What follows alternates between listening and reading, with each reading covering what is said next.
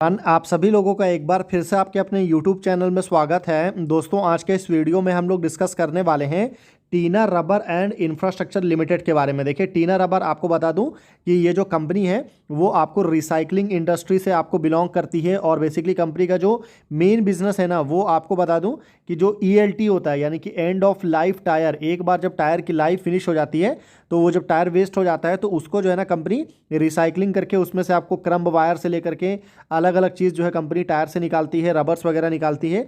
और ये कंपनी का बेसिकली मेन बिजनेस है, कोर बिजनेस है और कंपनी अपने बिजनेस को काफ़ी एक्सपांड भी कर रही है। और आज के इस वीडियो में हम टीना रबर एंड इंफ्रास्ट्रक्चर के बारे में जो है ना पूरा डिटेल में यहाँ पर हम इन्फॉर्मेशन जानने को मिलेगा।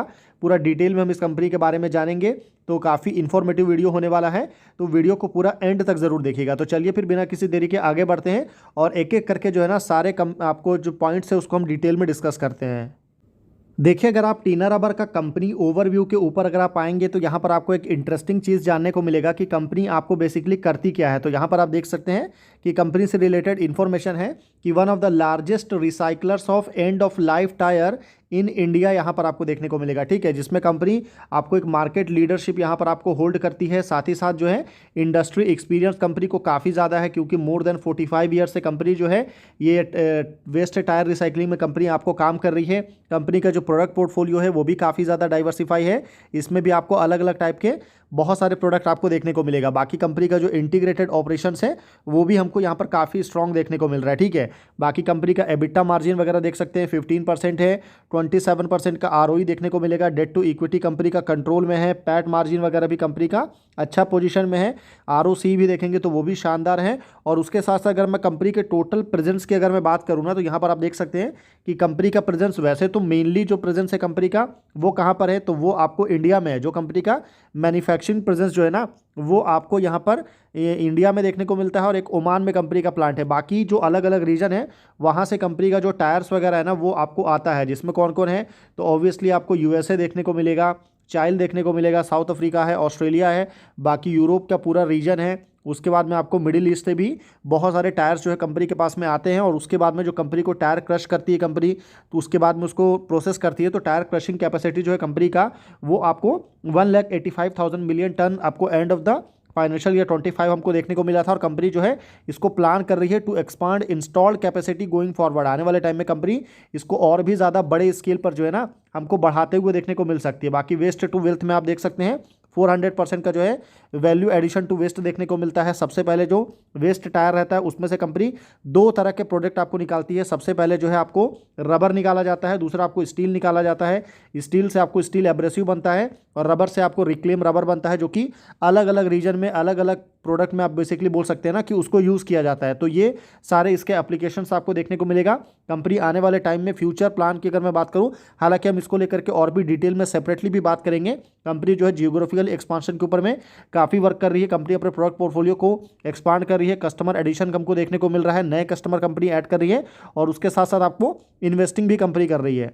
देखिए, वहीं टीना रबर ने आने वाले विजन 2028 यानी कि 2 साल के बाद 3 साल के बाद कंपनी ने अपने लिए एक प्लान सेट किया है कि आने वाले 2028 तक में कंपनी को क्या करना है। तो इसमें अगर आप देखेंगे ना लोकेशंस, तो कंपनी का जो करंट प्रेजेंस है वो आपको 6 लोकेशंस में कंपनी का प्रेजेंस देखने को मिलता है और उसको बढ़ा करके विजन 2028 में कंपनी ने 10 लोकेशन यहाँ पर सेट किया है। ठीक है, बाकी रेवेन्यू ग्रोथ अगर आप देखेंगे तो फाइनेंशियल ईयर 25 के लिए कंपनी ने 30% CAGR से ग्रोथ रखा है और आने वाले विजन 28 में भी आपको 25% से ज़्यादा का ग्रोथ जो है वो हमको देखने को मिलेगा। सेम प्रॉफिटेबिलिटी में देखेंगे तो 42%, अभी आपको आने वाले टाइम में 33% CAGR से इसको मेंटेन करना है।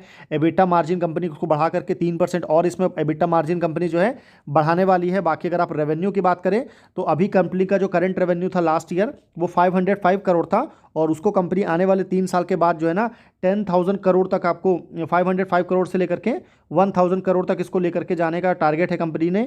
और ROC अगर आप देखेंगे तो 26% से बढ़ा करके जो है ना 30% करने का जो टारगेट है वो कंपनी ने यहाँ पर आपको सेट किया है। देखिए वहीं जैसा मैंने आपको बोला था कि कंपनी का जो फ्यूचर प्लान है टीना रबर का, कंपनी फोकस कर रही है एक्सपांड करने में इट्स रिसाइकलिंग कैपेसिटी को, और कंपनी जो है नए नए प्रोडक्ट आपको डेवलप करेगी, एक्सप्लोर करेगी। इंटरनेशनल मार्केट के ऊपर में भी कंपनी का जो है काफ़ी ज़्यादा फोकस है, जिसमें अगर आप देखेंगे तो फ्यूचर प्लान में सबसे पहले आपको कैपेसिटी एक्सपांशन के बारे में बात किया गया है, जिसमें कंपनी का टारगेट है एक ग्रीन फील्ड प्लांट बनाने का, जो कि वर्ले महाराष्ट्र में हमको देखने को मिलेगा, जिसकी कैपेसिटी जो है वो 60,000 टन्स जो है ओल्ड टायर का जो है एनुअली आपको रिसाइकलिंग कैपेसिटी आपको देखने को मिलेगा। कंपनी जो है ओवरसीज कैपेसिटी भी बढ़ा रही है। कंपनी ने एक ओमान में जो है ना एक कंपनी को यहाँ पर एक्वायर किया है, जिसकी जो कैपेसिटी है वो 18,000 मिलियन टन हमको यहाँ पर देखने को मिलता है। बाकी जैसा मैंने बोला था, कंपनी प्रोडक्ट डेवलपमेंट पे काम कर रही है, नए नए प्रोडक्ट आपको देखने को मिलेगा, जिसमें आपको कंपोजिट पॉलीमर भी रहेगा, एडवांस रिसाइकल्ड प्लास्टिक भी देखने को मिलेगा। कंपनी आपको मार्केट एक्सपांशन के ऊपर में भी वर्क कर रही है, यानी कि इंडिया से बाहर भी कंपनी इंटरनेशनल मार्केट में एक्सपांड कर रही है, जिसमें आपको Saudi Arabia and south Africa को कंपनी जो है ना हाईलाइट में रखा है। बाकी अगर आप कंज्यूमर सेल्स वगैरह देखेंगे तो कंज्यूमर सेल्स अभी कंपनी का पूरा कंट्रीब्यूशन वगैरह आप देखेंगे ना, तो सबसे ज़्यादा जो सेल्स कंपनी को आता है वो इंफ्रास्ट्रक्चर सेक्टर से आता है, और कंज्यूमर का जो पार्टिसिपेशन है वो काफ़ी कम है, मतलब 10% से भी कम है। तो उसको ध्यान में रखते हुए कंपनी कंज्यूमर सेगमेंट, जिसमें आपको स्पोर्ट टफ्स हो गया, जिम के मैट्स हो गया, रबर के टाइल्स हो गया, इसको कंपनी आने वाले टाइम में बढ़ाने के ऊपर में फोकस कर रही है। देखिए वहीं अगर आप टीना रबर का मार्केट कैप देखेंगे तो कंपनी के फंडामेंटल बहुत ज़्यादा इंपॉर्टेंट है। ओनली 1708 करोड़ का मार्केट कैप आपको देखने को मिलेगा। आरओई आप देख सकते हैं शानदार है 32.2%। आरओसी भी आप देखेंगे तो 28.6% देखने को मिलेगा। वैल्यूएशन के हिसाब से ये स्टॉक जो है वो थोड़ा सा ओवर वैल्यू है, क्योंकि इंडस्ट्री पी के पॉइंट ऑफ व्यू से जो ना ये स्टॉक आपको थोड़ा सा ओवर वैल्यू है। बाकी डेट वगैरह अगर आप देखेंगे तो 135 करोड़ का डेट है। डेट टू इक्विटी आपको 0.76 देखने को मिलेगा। वहीं मार्जिन जो है आपको 15% है। प्रमोटर की यहाँ पर काफ़ी ज़्यादा स्ट्रॉन्ग होल्डिंग आपको देखने को मिलेगा।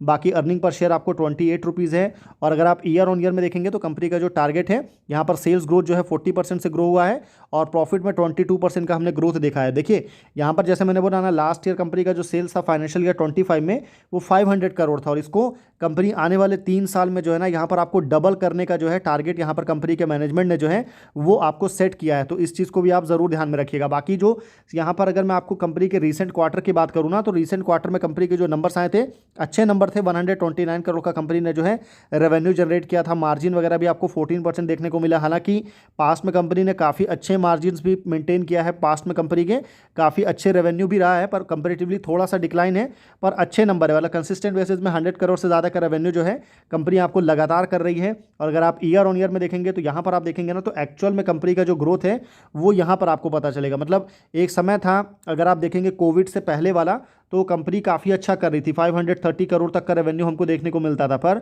उसके बाद देख सकते हैं आपको बिजनेस में कुछ प्रॉब्लम हुआ, 69 करोड़ हुआ, फिर 100 करोड़, फिर 130 करोड़। उसके बाद अगर आप देखेंगे तो रिकवरी चालू हुआ, देन आपको 123 से 130, फिर 229, 295, 363, और अभी आपको 505 करोड़ का कंपनी ने रेवेन्यू जनरेट किया। और देखिए वहीं अगर आप पिछले 4 सालों में कंपनी का सेल्स ग्रोथ देखेंगे तो काफ़ी इंप्रेसिव सेल्स ग्रोथ जो है कंपनी ने यहाँ पर हमको शो किया है, और कंपनी का जो मार्जिन है वो भी कंसिस्टेंट रहा है, और इसकी वजह से जो कंपनी का नेट प्रॉफिट है वो वेरी क्लोज टू 50 करोड़ आपको देखने को मिलेगा। क्योंकि अगर आप पहले देखेंगे ना, तो पहले कंपनी ने रेवेन्यू बहुत जनरेट किया था, पर प्रॉफिट अगर आप देखेंगे तो काफ़ी लंबे समय तक कंपनी बिल्कुल नेग्लिजिबल प्रॉफिट में हमको देखने को मिल रही थी। और अभी रिसेंट ईयर में कंपनी का जो प्रॉफिट है उसमें अच्छा ग्रोथ हमको देखने को मिला है। बाकी बैलेंस शीट आप देख सकते हैं, कंपनी का बैलेंस शीट यहाँ पर आपको रिजर्व जो है वो 161 करोड़ का रिजर्व आपको देखने को मिलेगा। कंपनी का जो डेट है 135 करोड़ है।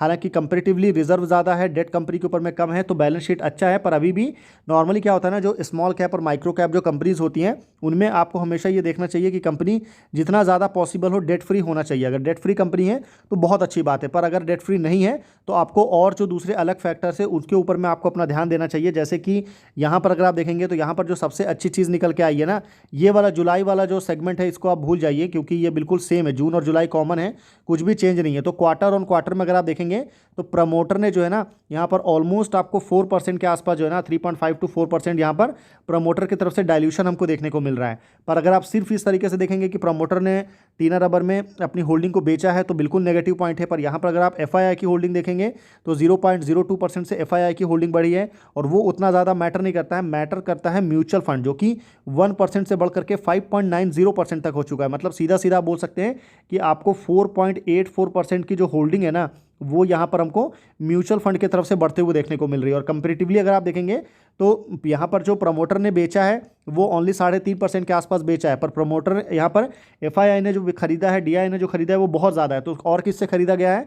तो सीधी सी बात है, यहाँ पर पब्लिक का जो होल्डिंग है वो काफ़ी ज़्यादा डाइल्यूट हुआ है। ऑलमोस्ट 27% की होल्डिंग थी, जो कि अभी घट करके 25.55 पर आ चुका है। यानी कि सीधा सीधा 1.5% की होल्डिंग जो है ना, यहाँ पर हमको पब्लिक की तरफ से भी डाइल्यूट हुआ है। तो काफ़ी स्ट्रॉन्ग शेयर होल्डिंग पैटर्न जो है यहाँ पर हमको टीना रबर का देखने को मिल रहा है, और इस चीज़ को आप ज़रूर ध्यान में रखिएगा। देखिए, माइक्रो कैप स्टॉक्स में और जो स्मॉल कैप स्टॉक्स होते हैं उसमें एक रिस्क हमेशा होता है कि आपको फंडामेंटली सारी चीज़ें आपको करेक्ट देखने को नहीं मिलेगी। मतलब अगर आप चाहेंगे कि कंपनी का डेट टू इक्विटी भी कंट्रोल में हो, डेट के बर्डन भी कंपनी पर ना हो, कंपनी बहुत ज़बरदस्त ग्रोथ भी आपको दिखाए और वो स्टॉक के प्राइस में भी रिफ्लेक्ट करे, और शेयर होल्डिंग पैटर्न भी अच्छा हो, बैलेंस शीट भी अच्छा हो, तो ये प्रैक्टिकली पॉसिबल नहीं है। ये नॉर्मली आपको मिड कैप स्टॉक के केस में जो है ना, आपको ज़्यादा स्टेबिलिटी आपको वहाँ पर प्रोवाइड होता है। तो आई होप आपको सारे पॉइंट्स जो है वो डिटेल में समझ में आया होगा। अगर आपको वीडियो इन्फॉर्मेटिव लगा है, वीडियो अगर आपको पसंद आया है, तो आपको पता है आपको क्या करना है। आपको वीडियो को लाइक करना है, चैनल को ज़्यादा से ज़्यादा सब्सक्राइब करना है, ताकि मैं आपके लिए आने वाले टाइम में और भी अच्छे और इन्फॉर्मेटिव वीडियोस बना करके ला सकूं। बाकी टीना रबर को लेकर के हमारी तरफ से किसी भी तरह का कोई भी बाई सेल होल्ड का रिकमेंडेशन जो है वो बिल्कुल भी नहीं है, तो इस चीज़ को भी ध्यान रखिएगा।